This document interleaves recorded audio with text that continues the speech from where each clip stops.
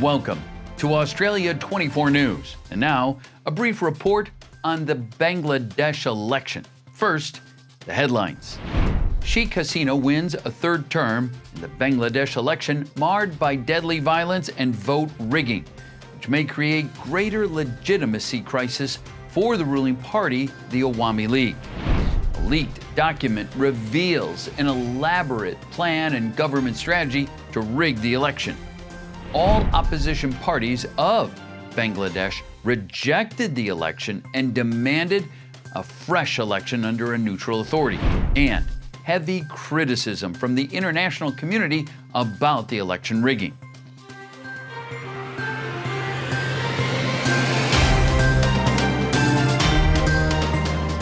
Now in details.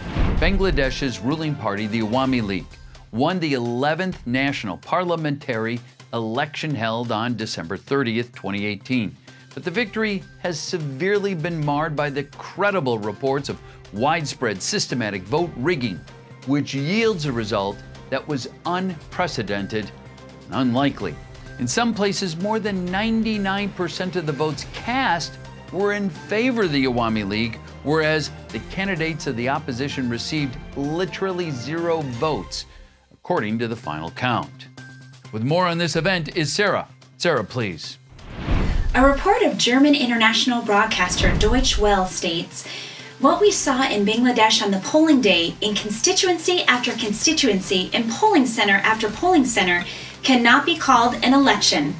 It was a massive, unprecedented rigging operation designed to rob Bangladeshi voters of their franchise." BBC reports that its correspondent saw filled-out ballot boxes at the polling center even before polls started in the early morning. They also added that some of the election center doors were closed and people were not allowed to cast their vote. On the night before the election, the ruling party men stuffed ballot boxes in many centers. British journalist David Bergman claimed to have collected a document from the Bangladesh police headquarters. That leaked document revealed an elaborate plan to rig the election nationwide.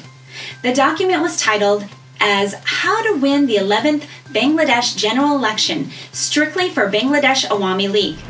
The document suggests some vital strategies such as, instead of neutral polling, employing core Awami League polling officers, strict policing, and slow vote casting. The actual reported events on the polling day seem to substantiate the authenticity of the document. Analyzing numerous credible reports and video footages that appeared in the international and local media as well as collected from the ground, it appears to Australia 24 News that the reported mass rigging was executed in several well-planned strategies. Reports show that through a countrywide mass arrest of opposition polling agents before the election gave the ruling party an absolute control over the polling stations for unprecedented vote rigging. Local media reported that opposition polling agents were obstructed to enter into or beaten up and kicked out of the polling centers by the ruling party men. Election Commissioner Mahbub Talukdar said he did not find any opposition party polling agents at the center. A Dhaka-based prominent media independently observed nearly 200 polling centers across the capital and said they hardly found any polling agents of the opposition parties. It was even reported that some of the voters were forced to vote for the ruling party in front of its activists. Moreover, some unverified sources informed that the day before the election polling, presiding officers were taken to confinement and were forced to implement Awami League's vote rigging plan. The opposition coalition led by Dr. Kamal Hossain rejected the lopsided polls.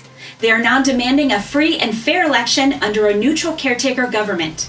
However, the government denies all opposition claims and maintains the election was free and fair. However, UN, USA, UK, EU, Norway, and other countries have issued statements criticizing the vote rigging that invalidated the government's narrative. They called for a probe into Bangladesh elections. United Nations said reports suggest that violent attacks and intimidation, including against minorities, have been disproportionately carried out by ruling party activists, at times with complacency or involvement of law enforcement officers. The United Nations called on the authorities to take urgent measures to prevent further reprisals. The European Union stated violence has marred the election day and significant obstacles to level the playing field remained in place throughout the process and have tainted the electoral campaign and the vote. The UK government said, "I am aware of credible accounts of obstacles, including arrests, that constrained or prevented campaigning by opposition parties and the irregularities in the conduct of elections on polling day that prevented some people from voting. I urge a full, credible, and transparent resolution of all complaints related to the conduct of these elections." The U.S. government stated, "We know with concern credible reports of harassment, intimidation, and violence in the pre-election period that made it difficult for many opposition candidates and their supporters to meet, hold rallies, and campaign freely. We are also concerned that Election Day irregularities prevented some people from voting, which undermined faith in the electoral process." Norway said, given the significant number of claims of irregularities, it is essential that these are investigated fully and transparently by the proper authorities. However, countries like India and China are supporting the Bangladesh government's position. The saddest part of this whole scenario is the pre- and post-election nationwide violence, which caused many deaths. In the aftermath of this election, now general people are feeling insecure. A mother of 4 was raped by more than 10 Awami League activists after the election. According to local media reports, her only fault was to vote for the opposition, defying the demand of the ruling party men. Opposition leader Mirza Fakhrul visited the victim. Sydney Bangladeshi people demonstrated a human chain demanding proper justice of those Awami League activists. In another district, a journalist, Hadith Hossein Molla, was arrested for reporting some electoral discrepancies. Although Sheikh Hasina's ruling coalition secured 288 out of 300 seats in this process, suffering serious legitimacy crisis domestically as well as internationally. The Washington Post suggests the kind of margin of victory is a result one might expect in a place like North Korea, but not in any democratic nation. The Economist says Bangladesh's prime minister wins a 4th term in ruthless fashion. The Asian Tribune says, "Can the Iron Lady Sheikh Hasina afford another fake election?" Bangladesh opposition leader Dr. Kamal Hossain says, "International communities shouldn't recognize the new government." Thank you, Sarah. It appears that most people of the country are surprised and unhappy with the outcome. The international community is now also very concerned over the appalling human rights situation and rising authoritarianism in Bangladesh.